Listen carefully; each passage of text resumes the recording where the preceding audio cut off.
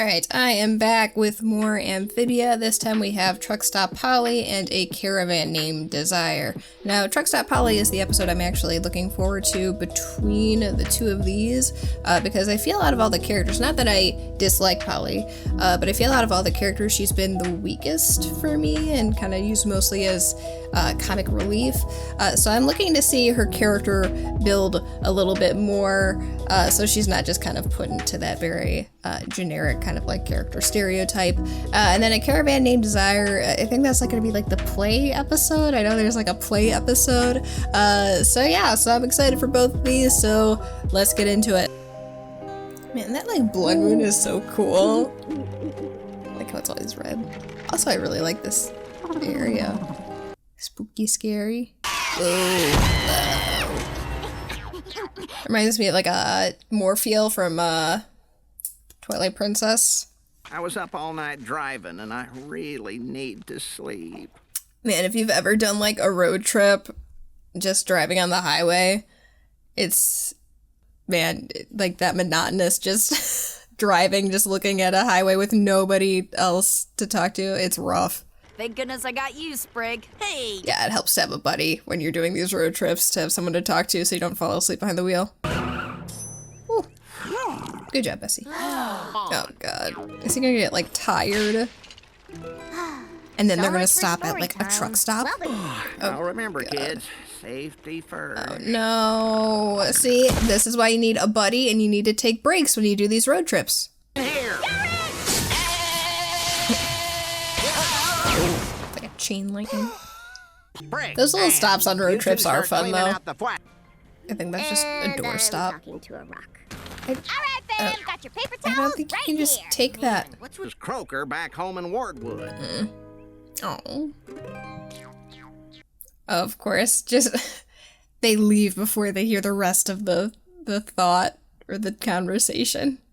Maybe I won't go on the trip anymore. God, this is like the I'm gonna run away kind of thing. Oh, jeez. When they see that Oh, she looks so weird without her bow on. Yeah, and now Did they just leave without me? yeah, now you're stuck here.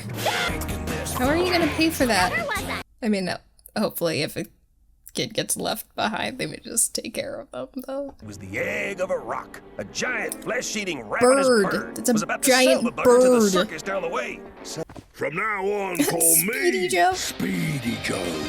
Fine. And not only And then it's gonna burst out. I remember that from the promo. There's like the bird that comes, yeah, like that. Man, it grew really quick from that small little egg. I was gonna say go for the wings so it can't fly away.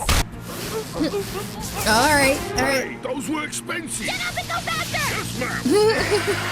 It's like a volt tackle.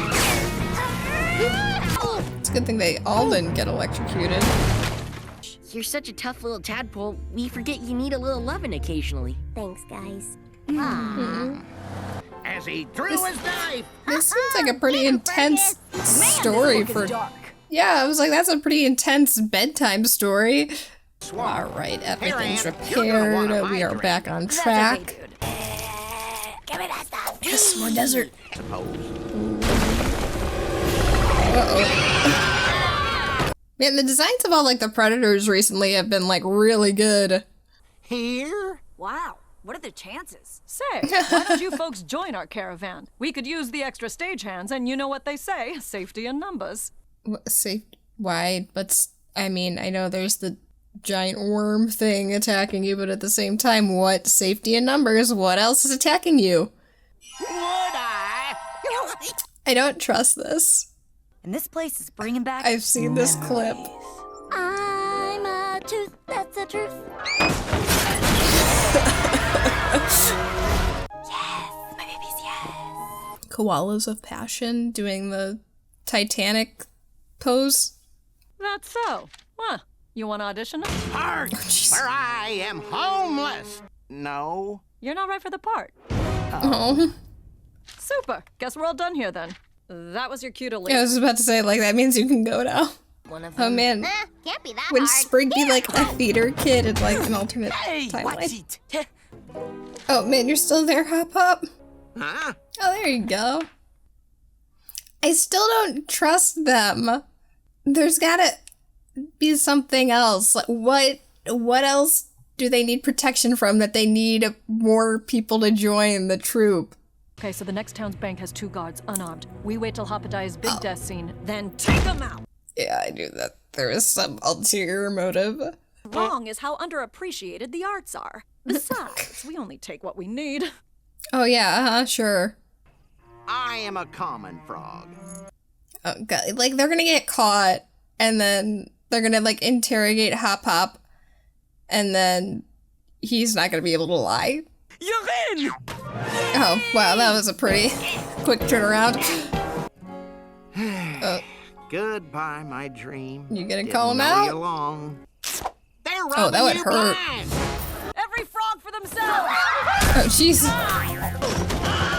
Yeah, the Wilhelm scream. Now that's dramatic. Oh, jeez. I got you.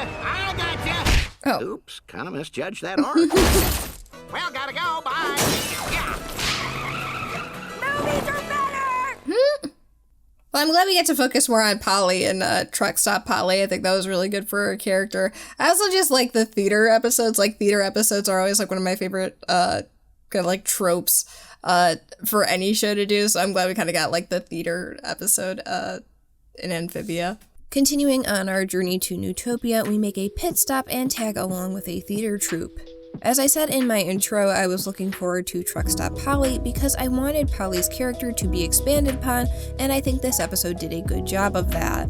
Polly, I felt, has been the least developed character in the show thus far, so I always look forward to episodes that focus on her, and I like how this episode highlighted Polly's youth and naivete. Considering Polly is the most rambunctious and daring of the group, it's easy to forget that she is in fact the youngest. But we see in the beginning of the episode how her youthful energy ends up causing trouble for the rest of the Planter family. Of course, Polly didn't intend to cause trouble in this situation. She's just a kid who's trying to make the Fwagon and the trip feel a bit more like home and have a little bit of fun. But it's understandable that Anne, Sprig, and Hop Hop are frustrated with Polly. They are all taking up various responsibilities to ensure the trip goes as smoothly as possible. Both parties have good intentions, it's just a bit of a misunderstanding. Once the group makes a stop at the truck stop, we see Anne, Sprig, and Hop Hop talking about Polly and how annoying she's been. Of course, Polly overhears this, but not long enough to hear the group reevaluate their choice of words, not really meaning what they said. Polly, however, feels underappreciated and decides to pretend to run away by placing an unbeknownst to her rock egg in the Fwagon, thinking that the rest of the family will notice right away. However, they do not, and Polly unintentionally does end up being a runaway. We also get the return of Soggy Joe in this episode, and I like it when we get characters from previous episodes making another appearance, other than just being in the background. And I really like the conversation that Polly has with Joe and the other truckers. All three are very wise and smart, and I think that many people would look at someone who is a trucker and look down upon them. But as stated in this episode, when you spend so much time on your own, you get introspective. And that wisdom that they have picked up is being passed on to Polly. Polly wanting to try and make this trip feel more like home by doing things that she and the others would do in Wortwood. Or that Polly isn't okay with feeling vulnerable. Being that she is the youngest, she likely feels that she has to prove herself as capable. This could also play into her more rambunctious and reckless attitude in trying to face things head-on without much thought. I just liked this moment a lot, and I think it's very applicable to real life that we shouldn't judge people's intelligence and wisdom just based on their occupation. Once the rock egg hatches, Polly and Speedy Joe end up catching up to the Fwagon, and Polly saves the day by using her zap tag technique to defeat the rock. Smart thinking on her part. Once the rock is taken care of, Polly apologizes, feeling guilt for putting her family in danger, thinking it may have been better if she was left at home. But obviously the planters don't care about the rock, and only care that Polly is safe and feel sorry for what they said. Everyone is just trying to make the best of the situation, which is hard on everyone. Though road trips can be fun and exciting, they have their low moments as well. But after this episode, the group has reached an understanding, and Polly is feeling a bit more appreciated. And as a side note, I also like that we see Anne and Sprig taking on more responsibility on this trip. It's small, but it shows how far the two have come from the start of the series. Though I know they will still get into shenanigans. Overall, I liked Truck Stop Polly and how it further developed Polly as a character, something I've been looking forward to for a while. Next up, we have A Caravan Named Desire. As I said previously, I love the theater episode trope in TV. Compared to Truck Stop Polly, this was definitely more of a fun and lighthearted episode. I also like that Hop Hop was the focus again. We recently had the Ballad of Hopadiah Planter, so I like that we are already revisiting his character. This time around, it's him pursuing his dream of being an actor. I liked Renee and Francois in this episode. I thought they were fun characters, especially Renee. I love the type of con artist character. But I like how Hop Hop finally achieves his dream of acting, but after discovering that the troupe is only being used as a scam for robbing banks, he decides to give up his dream and do the right thing. I think this shows a lot of progress on Hop Hop's part, since in the Ballad of Hopadiah Planter, where he was wanting to be praised, he has that in this episode, but like the lesson in the Ballad of Hopadiah Planter, the lesson is about doing the right thing. Just nice to circle back to a similar issue and Hop Hop growing in a short amount of time. The other side plot we have is Sprig trying to befriend Francois. Sprig continually tries to win him over until he finally hits a point of realizing that he's not worth it, but then quickly pivots back to being excited to earning Francois' praise.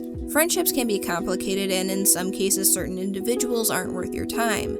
But after breaking down some walls, people can change. We don't really get to see if Francois does have a change of heart, but I'd like to give him the benefit of the doubt in that he's friendlier with Sprig after earning his respect. On Sprig's end, he is someone who likes to see the best in others until they give him a definitive reason not to. I think it would have been nice if Sprig did give up on his efforts to befriend Francois, but on the other hand, I feel it's more in Sprig's nature to forgive and move past previous issues. Especially since Francois is the first character Sprig has come across in a while that's his age. He's probably looking for another friend. I also like that Anne took a bit of a backseat this episode. As much as I love her, it's nice to see the Planter family go off on their own every once in a while. A Caravan Named Desire was a fun and lighthearted episode that did one of my favorite episode tropes. And I feel like this may be softening the blow for an upcoming episode Toadcatcher, which some of you have been hyping up for me, so I'm definitely looking forward to that episode as well as Quarreler's Pass. Thank you so much for watching, I hope you have a fantastic day, and until next time guys, take care.